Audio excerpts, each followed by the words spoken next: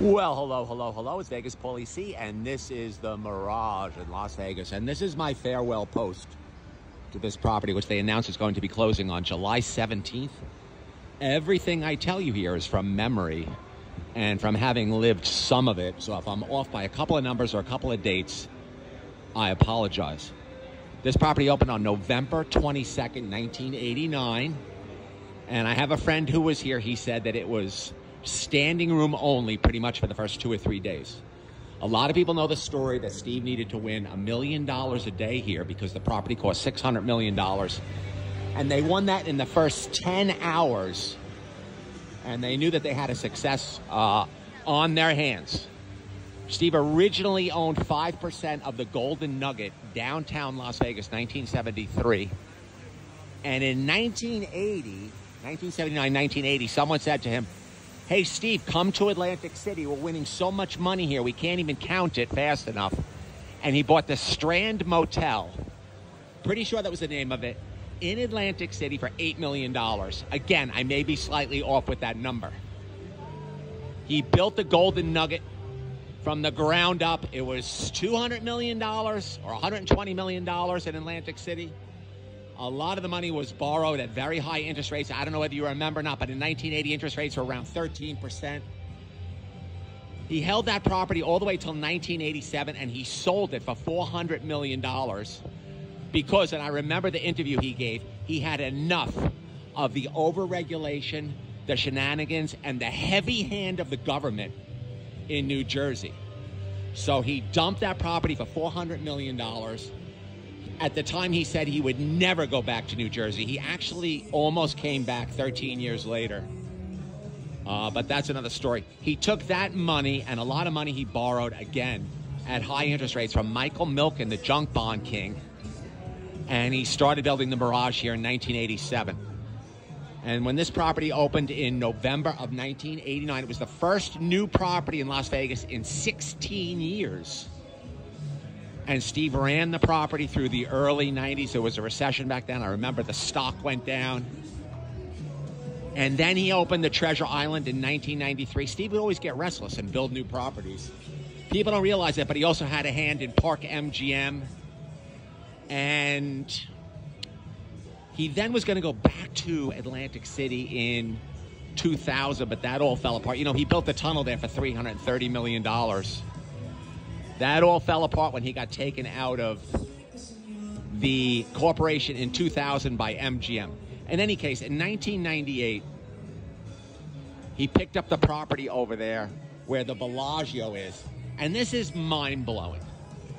Really mind-blowing. I'm sorry, he bought the property in 1993 or 1994.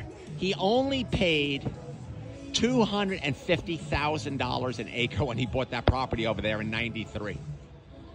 So he picked up that 300 acres over there, and then he built the Bellagio for $1.6 billion. But the problem was that the Bellagio cannibalized a lot of the revenue from the Mirage. So he had the Bellagio and the Mirage for about 2 years, and he built the Beau Rivage also in Mississippi, which had issues because he spent $700 million down there, and the revenue was not high enough in Mississippi to justify what he had spent. So the stock here went down to around $11, and MGM Corporation saw an opportunity, and they started buying up the stock.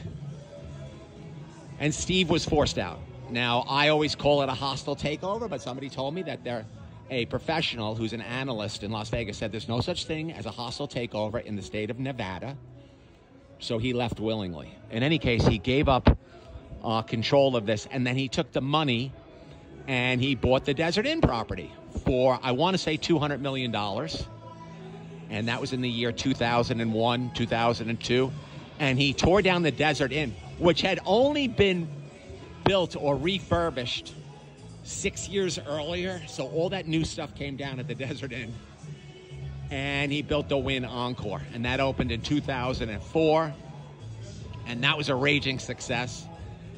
And he was there for 14 years until 2018, and I actually was there the night that he got forced out of the Wynn. I want to say it was February 7th, 2018, but I'm talking out of my tuchus. And I was at Wing Lee, the Asian restaurant over there, and they actually announced If you were there that night, if you were at the Wynn that night, they actually announced that Steve Wynn had been removed from his position as CEO and Mike Maddox was taking over. And I looked at little Mahi at the time and I went, wow, I can't believe that we're here the night that this is happening. You know, I'm a huge Steve Wynn fan. Because Steve just knew how to win money without making you feel bad about it. Now, I lost between $600,000 and $700,000 here in my career. Most of it in the 90s, which would be triple money today, would be about $2 million. And I don't even really feel bad about it. I mean, I had the time of my life over here. The emotional reaction that I would get from my physiology when I would walk through the front door and I would smell that incredible floral smell was just so powerful. One night I won $100,000 here in about 20 minutes, and I ran over to the Desert Inn and I dumped it. And then I came back here, won another $100,000, ran over to the Desert Inn and I dumped it. That was my best night here ever. It was about $200,000 in an hour, but of course I took it somewhere else. And it's kind of funny because Steve took his money from here and he took it over to the Desert Inn property also and built the Wynn Encore. Little synergy there, huh? Anyway, this is my farewell post. There was nothing like this place in the early 90s.